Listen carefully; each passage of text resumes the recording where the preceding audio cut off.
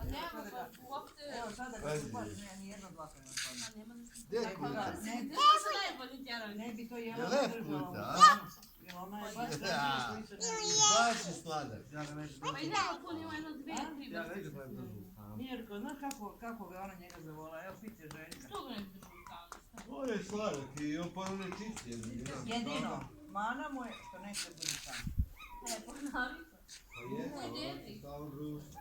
Inače ne bi ona na njega min dovela. Pa jedno posao gdje ne poluduje komšinu. To je lepo. Kako se zove kuća? Sam. A? Jo, kako si meka. Kako se zove? Roki. Kao onaj vaš Roki. Je li zemljak? Roki. Ona je htjela njega da vrati gazdi. Ne može da ga ne drži. Ne to, nego ona kaže ja ga nisam mogla vidjeti. Recimo.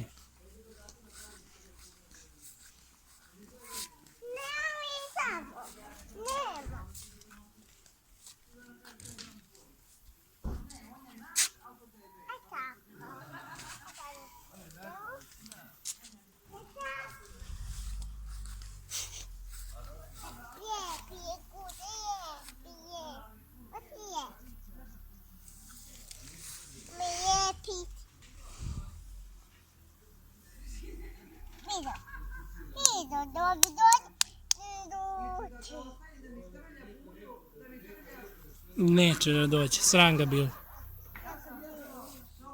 Recimo, sram te bilo. Sram te bilo, kuco, nećeš da dođeš.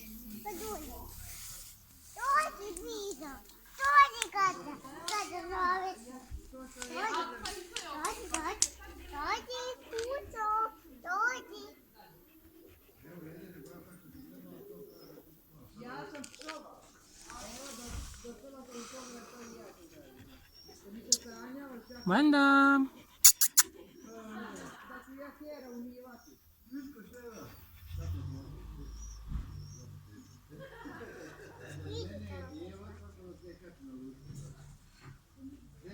What did that?